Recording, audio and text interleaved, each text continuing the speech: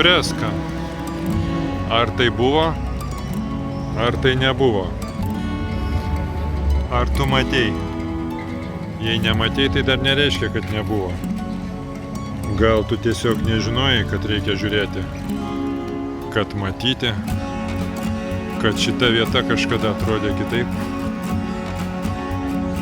Ir šitas namas iki remonto atrodė kitaip. Ir šita sankryža, čia išlikusi daug fotografijų. Čia kaip vartai į Užupio Respubliką.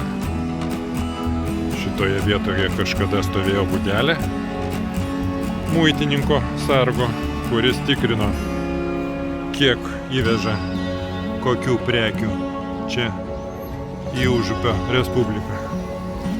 Bet tai buvo seniai. Dabar yra vasaros vakaras